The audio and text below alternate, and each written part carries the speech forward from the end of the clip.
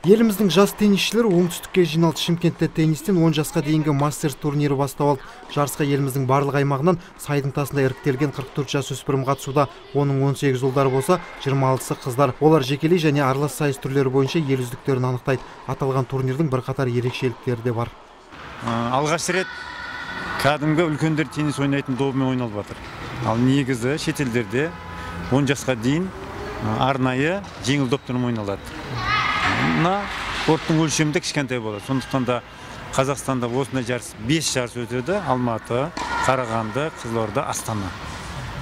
Бұл жердегі ерекшелігі 6 геймнен тұрмайды, 4 геймнен тұрады. Жарыста Шымкенттің намысын 18 теннисші қорғауда. Солардың бірі әдемі Амангелді. 9 жасар бұрымдының тенниспен айналысқанына небәрі 2 жыл болыпты. Мария Шарапованы үлгі тұтатын жасөспірім келешекте сол секілді танымал спортшы болуды армандайды.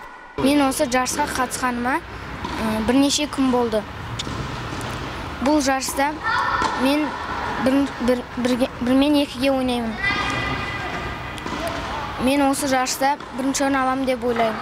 Мен осы Мария Шарафовдай, Серена Уильямс сияқты болғым келеді. Олар өте қатты ойнайды. 10 жасқа дейінгі мастерс турнирі жыл басынан бері 3 рет өткізіліп отыр. Жыл соңына дейін тағы 2-ін өткізу жоспарда бар. Оның бір Алматыда өтсе, соңғы турнир елордада жалауын көтереді.